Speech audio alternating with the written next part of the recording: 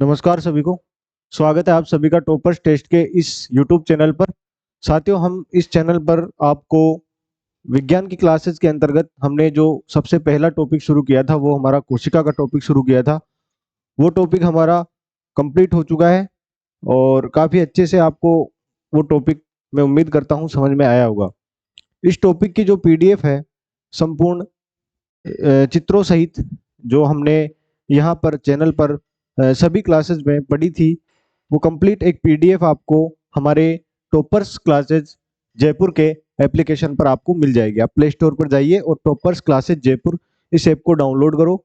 और यहाँ पर इसके अतिरिक्त आपको अभी जो आपको ऑफर के अंतर्गत कई जो टेस्ट सीरीज है वो फ्री दी जा रही है, तो आप इसका लाभ उठाइए।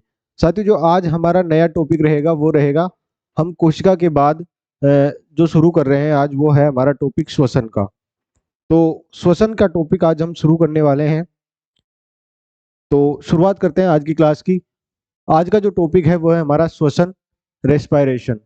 श्वसन एक सिंपल भाषा में कहें तो ऑक्सीजन को ग्रहण करना और CO2 को छोड़ना। आप सभी जानते हो, हम जो अपने श्वसन में जो ग्रहण करते हैं गैस, वो होती है उसमें जो हम यूज होती है शरीर में, वो होती है ऑक्सीजन गैस। और जब बाहर निकालते हैं फेफड़ों से श्वसन के बाद जो गैस निकलती है वो एक उत्सर्जित उत्पाद के रूप में होती है, वो होती है CO2 gas, carbon dioxide gas.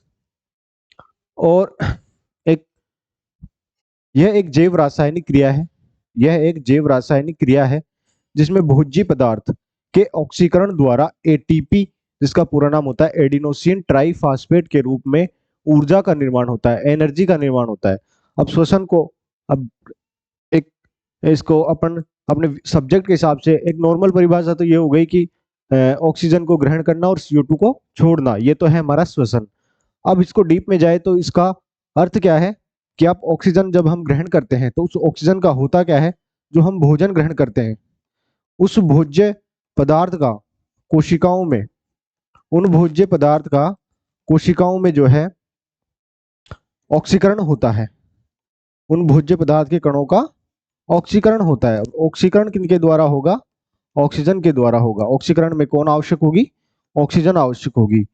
तो इस ऑक्सीजन के माध्यम से इन भोज्य पदार्थों का ऑक्सीकरण होता है और ऑक्सीकरण होने के परिणाम स्वरूप निर्माण होता है एटीपी का। जैसे कि अब एटीपी क्या है? एटीपी का पूरा नाम है एडिनोसिन ट्राइफॉस्फेट। ये एक एनर्जी यूनिट है, ऊर्जा की इकाई है। जैसे कि हम गाड़ियों में कोई किसी गाड़ी को आवश्यकता होती है डीजल की, किसी को पेट्रोल की, किसी को CNG की, उसी प्रकार से शरीर को जो ऊर्जा चाहिए जिस रूप में, वो होती है एटीपी, एडिनोसिन ट्राइफॉस्फेट। इस रूप में ऊर्जा का निर्माण होता है। तो ये हो गई श्वसन के बारे में एक जानकारी कि श्वसन होता क्या है। अब श्वसन दो प्रकार का होता है, ऑक्सी श्वसन और अनोक्सी श्वसन। ऑक्सी श्वसन और अनोक्सी श्वसन। अब ये ऑक्सी श्वसन और अनोक्सी श्वसन होते क्या है, इनके बारे में देखते हैं।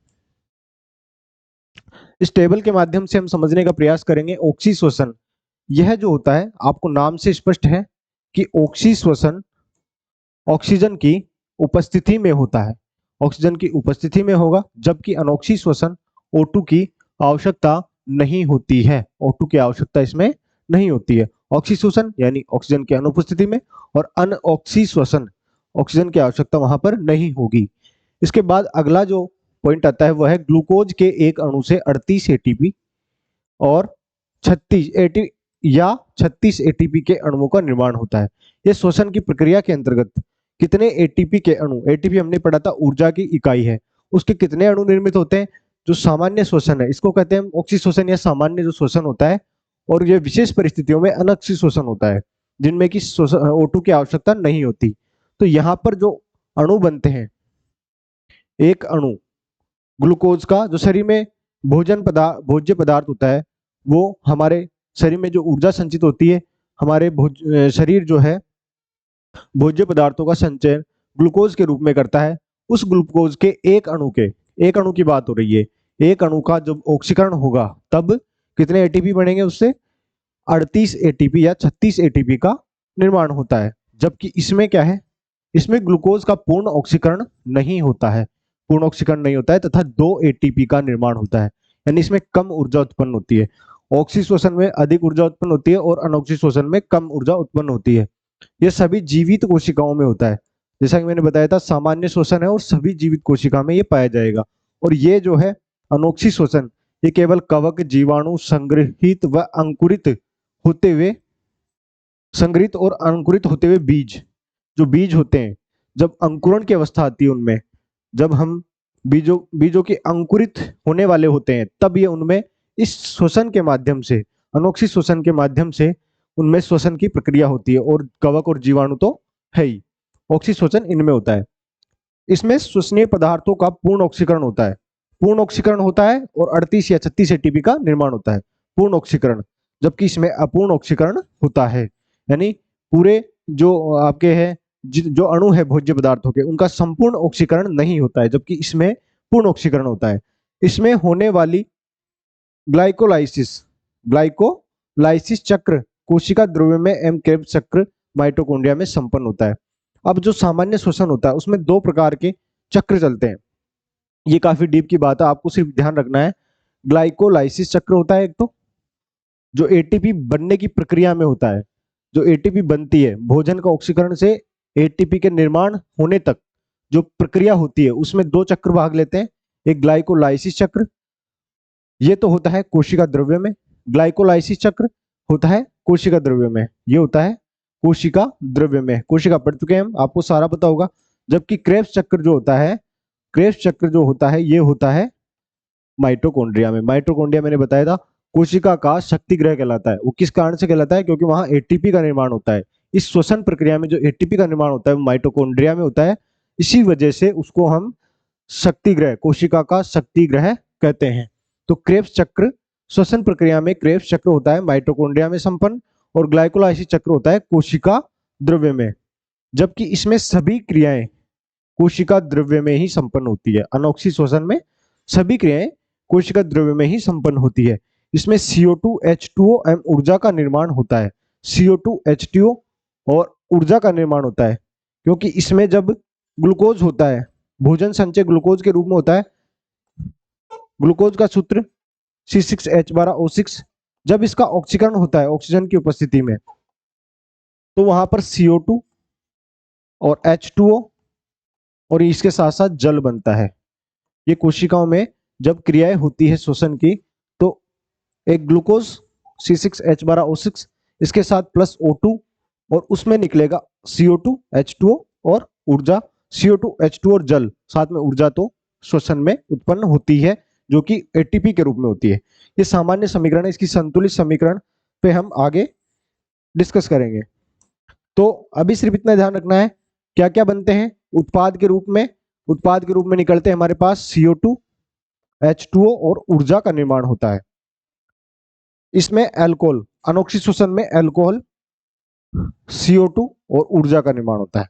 यहां पर अल्कोहल बनता है, यहां पर CO2 H2O ऊर्जा बनती है, वहां पर अल्कोहल CO2 और ऊर्जा का निर्माण होता है। अब इसके एग्जाम्पल है पादप और जंतु। जैसा कि सामान्य श्वसन है तो पादपों में होगा, जंतुओं में होगा। जबकि ये क्या है, इसके उदाहरण हमने देखे थे, इनमें भी होता है।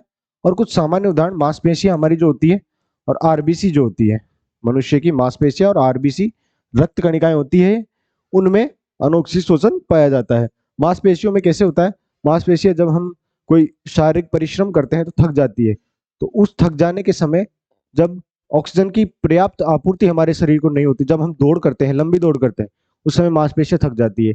तो उस समय मांसपेशियां अपने ऑक्सीजन की आवश्यकता को पूरा करने के लिए ये श्वसन करती है, अनोक्षी श्वसन, क्योंकि उस समय हमारे शरीर को पूरा ऑक्सीजन पर्याप्त मात्रा में नहीं मिल रहा होता है। तो ये मांसपेशियों में और आरबीसी में। तो इस टेबल के माध्यम से आपको ऑक्सी श्वसन और अनोक्षी श्वसन इसमें अंतर समझ में अच्छे से आ गया होगा।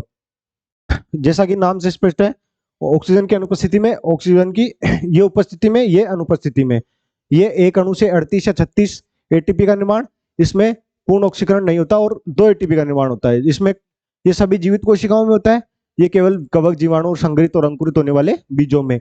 यहाँ श्वसनीय पदार्थों का पूर्ण ऑक्सीकरण या अपूर्ण ऑक्सीकरण, इसमें 2 क्रियाएं होती है, ग्लाइकोलाइसिस जो कि कोशिका द्रव्य में होती है, एक होती है क्रेब्स चक्र जो कि माइटोकॉन्ड्रिया में होता है। यहाँ सभी कोशिकाएं, सभी जो क्रियाएं हैं कोशिका द्रव्य में होती है। इसमें CO2 H2O ऊर्जा बनती है, यहाँ एल्कोहल CO2 और ऊर्जा बनती है।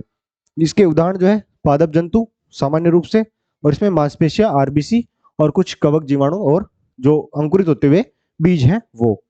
तो ये हो गया हमारे ऑक्सी श्वसन और अनॉक्सी श्वसन में अंतर या दोनों के बारे में हमने डिटेल से वहां पर पढ़ लिया है। अब हम पढ़ते हैं आगे श्वसन में जो सहायक अंग होते हैं। श्वसन एक संपूर्ण क्रिया है, इसमें कौन कौन से अंग सहायता करते हैं। तो सबसे पहला तो आप जानते हो मुख्य अंग जो है नाक है, इसमें रोम पाए जाते हैं और श्लेष्मा ग्रंथियां पाई जाती है। नाक में हमारे रोम पाए जाते हैं जो कि जो वायु में उपस्थित धूल कणों को फेफड़ों तक पहुंचने से रोकते हैं, उसमें सहायता करते हैं। और श्लेष्मा ग्रंथियां, जो श्लेष्मा ग्रंथियां पाई जाती है जो एक चिपचिपा पदार्थ हमारे स्रावित करती है, जिससे क्या है कि जो धूल के कण, कुछ जीवाणु है वो इससे चिपक जाते हैं श्लेष्मा ग्रंथियों से। वायु के तापमान को शरीर के अनुकूलित धूल के कण एवं जीवाणु से सुरक्षा, इन दोनों के कार्य, नाक में जो रोम और श्लेष्मा ग्रंथियां पाई जाती है उनके कार्य क्या है, वायु के तापमान को शरीर के अनुकूलित धूल के कण एवं जीवाणु से सुरक्षा। जो वायु, यहां तक अलग चीज है, जो वायु आती है हमारे शरीर में प्रवेश करने वाली होती है, उसको नाक में जो श्लेष्मा है और ये रोम है या नाक है संपूर्ण, वो क्या कर देती है, हमारे शरीर के अनुकूल कर देती है सबसे पहले तो। उसके बाद जो दोनों है ये रोम और श्लेष्मा ग्रंथियां धूल के कण जीवाणु से सुरक्षा करती है, मैंने आपको पहले बता दिया। अब इसके आंतरिक संरचना में क्या क्या होता है, अब आंतरिक संरचना की बात करते हैं। आंतरिक संरचना में नाक में पाई जाने वाली घुमावदार अस्थियों को ये आपको नाम याद रखने, टर्बाइनल अस्थि। नाक में एक तो होती है टर्बाइनल अस्थि, ये होती है घुमावदार अस्थि को टर्बाइनल अस्थि कहते हैं।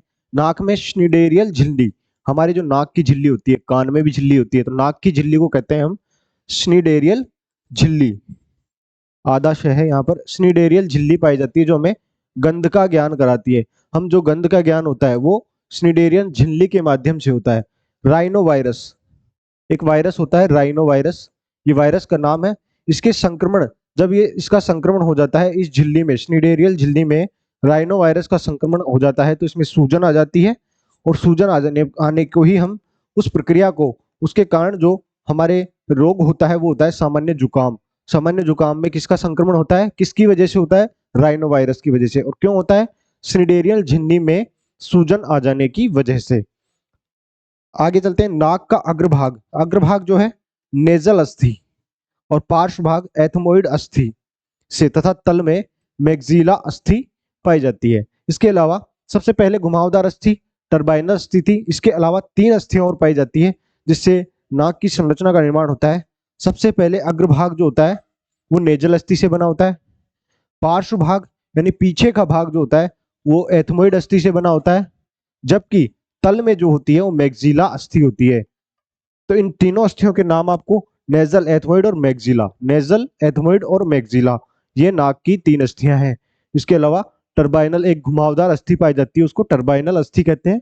इसके अलावा नेजल, एथमोइड और मैग्जिला, आपके नाक की संरचना में 3 अस्थियां होती है, अग्रभाग, पार्श्व भाग और तल में। तो ये थी हमारे नाक की संरचना। श्वसन में जो प्रमुख अंग है, पहला अंग जो आता है हम पढ़ते हैं नाक, उसमें जो सामान्य संरचना थी वो हमने यहाँ पर आज डिस्कस की। अब इससे आगे जो है हम पढ़ेंगे अगली क्लास में। आज हमने पढ़ा श्वसन का सामान्य परिचय, ऑक्सी श्वसन और अनॉक्सी श्वसन में अंतर, और इसके अलावा हमने शुरू किए श्वसन के अंग, जिनमें सबसे पहला अंग हमने नाक के बारे में काफी अच्छे से इसका अध्ययन किया है। तो साथियों, तब तक के लिए आप इस क्लास को शेयर कीजिए, इस चैनल को, हमारे टॉपर्स क्लासेस जयपुर के यूट्यूब चैनल को अधिक से अधिक सब्सक्राइबर कीजिए और अपने साथियों के साथ इसको शेयर कीजिए। मिलते हैं अगली क्लास में, धन्यवाद।